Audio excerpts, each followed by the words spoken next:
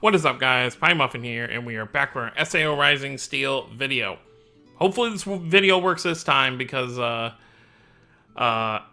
think I mentioned before, if you watch my Tales videos, that my last summoning video for Cristoria actually got corrupted, because when I hit stop recording, it actually it shut down my computer, and apparently this issue was with OBS, not my computer.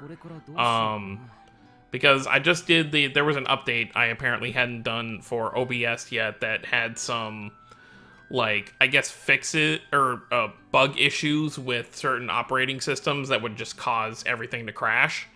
And I noticed that because I did my Cathedral videos, all 5 of those got corrupted.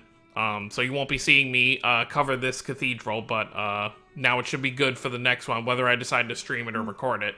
And then I just tried to record this YUUKI breakdown video, and it happened there. So that's pretty much what happened. So this will be probably a lot faster than my initial one, because I was still figuring everything out. But we're going to talk about the new YUUKI, who is obviously a fire unit. And I guess we'll talk about whether you should, whether you should summon. I've never really wanted to be one of those people that's like, oh, you should summon on this, oh, you shouldn't summon on this. The only times I really say that is when it's like high value banners, like the ones that are up right now. I 100%, if you started around the anniversary, you should, every 250 gems you're getting should be used on these banners before they go away. Because they're guaranteed 4-star, which is actually pretty nice. And, you know, maybe you even get lucky and you get more than one per multi. But I definitely think new players should be focusing on these rather than... I know it's enticing, this Kirito specifically, believe me, I know, with the arc I went through.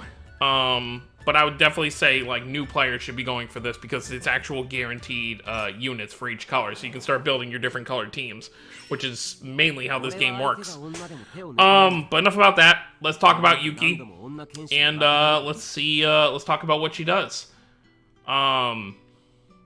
So, obviously another active link unit. Every unit moving forward is going to have the active link skill with a certain character.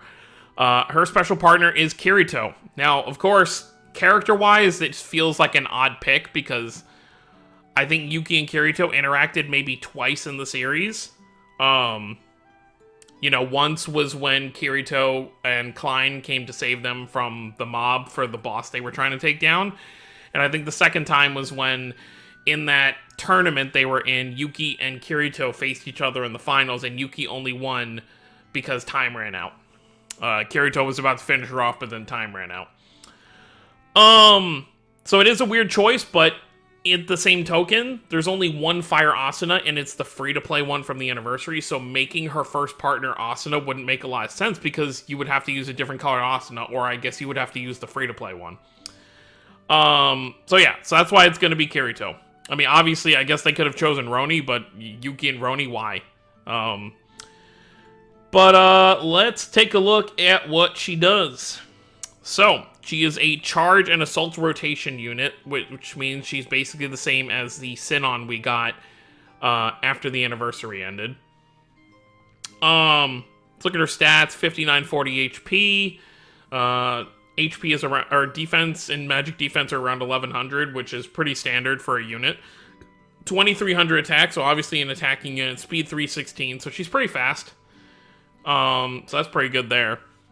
Her charge skill is slash attack medium on single enemy, lowers enemies incarnate break by 50% for 2 turns, incarnate break 20%.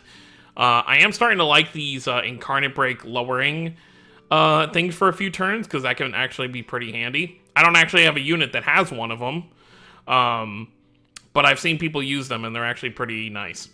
So her rotation skill is basically the exact same thing as Sinon's was, so it's slash attack extra strong on single enemy, deals damage on character of up to 70% of character's HP, rotates the character after the attack. So you're basically sacrificing YUUKI's HP to deal more damage, and then she goes into the back row. So you could say that if you did summon and get Roni, that this YUUKI would benefit your team, because you could use YUUKI's assault rotation and then just have Roni heal. while she's in the back row, so you can utilize those two together. And obviously, if you have all three of them, your team is going to be pretty solid. But I'm more concerned personally about building my colored teams and not breaking my bank. So this YUUKI is going to get skipped because I'm waiting for most likely next week's whatever win banner we're going to get. And then her last one is actually pretty nice. I like her last assault as well. It's Sonic Leap and Charge Roar. So slash attack extra strong on a single enemy and increases own incarnate charge by 1.3 for 1 turn. So you hit with that assault, and then the next time Yuki's turn comes around, you do a charge.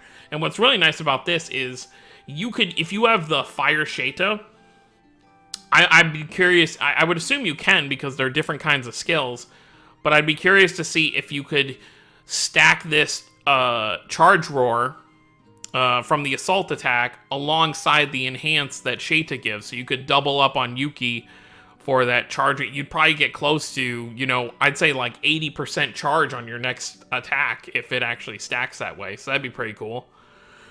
And then for Incarnate, Absolute Sword, Mother's Rosario. Incarnate slash on single enemy lowers physical resistance by 20% for 1 turn. I really hope they kind of go all out with this animation. Because the 3 Yukis that we have currently in the game, the 3 4-stars, they don't really have, like, fantastic animations. So I think it would be cool to get one that's, or is there 3 or is there 4? I feel like I'm forgetting one, because there's the 2 dark ones, there's the Halloween one, and I feel like there's one more I'm forgetting. I might be wrong. That might be the only 3. And then her Imaginarium is charge increase against wind elemental enemies when using a charge skill. So that's even more. If you have dupes in her, then you're going to get even more charge from that. The other featured units on her regular banner are going to be the Fire Atis, which I have, Fire Alice, I have, Administrator I don't have. And although she is an enhanced mode unit, which would be nice to have, 1, I don't need more charge characters right now. And 2, I'm not going to go in for that unfeatured rate to try and get Administrator. I'm sure I'll pull her eventually. Iskon have, Sheta have, Dakira have, Tease have. So really it's just, if I were to summon, I would really only be going for Administrator, and I'd be going for YUUKI. I don't remember if I pulled a dupe for Alice or Atis. I think I pulled a dupe for one of them. And then the only character, so you do get that 50% chance for YUUKI on step 5 and 7. They kept that, which makes sense. And then the only character added to the unfeatured pool was the Serene Shooting Star Asuna, which is the SAO progressive Asuna that came after the Kirito and Atis. So that's another unfeatured character to add to the pool. Look at these numbers. Eventually it's just going to, because they're not going to add another 0. So eventually you're just going to see, probably by the 2-year anniversary at the latest, you're going to see 0.001, and it's just going to stay at that 001. Because, I mean, you can't really, unless they're really going to add more zeros, or if they're eventually going to start removing characters, but I doubt they'll ever do that. I mean, we still have, OG units all the way up here, so I don't think that'll ever happen. So we have that, and then quickly, let's just go over the event that's going to be coming with it. Oh yeah, I guess we should talk about Ordinal Battle 2, which is resetting along with this banner and event tomorrow. By the way, the banner drops tomorrow. It drops on the 8th at the normal reset time. But we have this Chapter 18 Part 2, which means I'm assuming Chapter 17 probably within the next week or 2 will probably be added to the regular story, so there'll be some more cubes for people to farm. YUUKI obviously being the boosted character for this event, so increased drop rates and all that good stuff. So it looks like we're collecting helmets from the enemies we're killing. So we've got more crystals there, some more fire cubes, which I'll obviously use on Kirito first, because I have Kirito and Roni both at 110, so I'll get Kirito to 115 with these moons. More crystals for Operator over here. More Imaginariums, which I'll probably, once I get all the Imaginariums from this event, I'll probably give the ranking one more attempt, because if you didn't see my community post, I did get to 2.9 million. But I can probably get a little bit higher. I am 4th in my ranking place, though, so unless I get knocked down by people who pull the YUUKI and also already had the Kirito and Roni, I'm really not too worried about my placing. I really, with the placing, I really only care about getting enough crystals to max out the free character for the month. But beyond that, I'm just like, alright, whatever. And of course, like I mentioned, the operator is a wind unit. So once she is summonable, I do expect it's going to be during a period where we have wind banners kind of going on. So I expect around the 15th or 16th, we'll get our first wind banner. I don't know if it'll be double character or single character, but with these active links, they've pretty much been doing, you know, double character, then the following week is a single character of the same color. So the first banner should be double wind. I'm not really sure which characters to expect. I mean, I wouldn't mind. I mentioned this in the videos that you'll never see, my Cathedral videos. Because they got corrupted, of course. That I wouldn't mind a new Renly, honestly. If we got an, even though it'd be wind again, I really wouldn't mind an active link Renly. I don't know who you would pair him with. I don't know who would be a good, I mean, I guess Tease, kinda, because of the after Underworld stuff, but so they could do like a Renly and a Tease together for the first wind banner. I guess that wouldn't be too bad. Might upset a lot of the fans, but, you know, I don't think that would be awful. Okay, so there's that for the event. And then let's just quickly talk about Ordinal Battle. So it looks like there's going to be some skills to actually farm in Ordinal Battle, which is actually pretty neat. Let's see if anything else has changed. Okay, 350 diamond cubes. There's a new ring we're going to be able to get, which, it looks like there's no skills on it. So it's an empty ring that we're just going to be able to put skills on, I assume. Here's the rules for the month and all that good stuff. Okay, so the boost characters for the first 2 weeks, it's going to be fire. Okay, this confirms it. This confirms that wind is going to be the following banner. So 122 to 25 wind characters are going to be the boost. So yeah, this 100% confirms that the next couple of banners after this are going to be wind. So if you need wind units, which most people do, because wind kind of sucks, even if you have all the units that currently exist, it doesn't even have a summonable enhanced mode.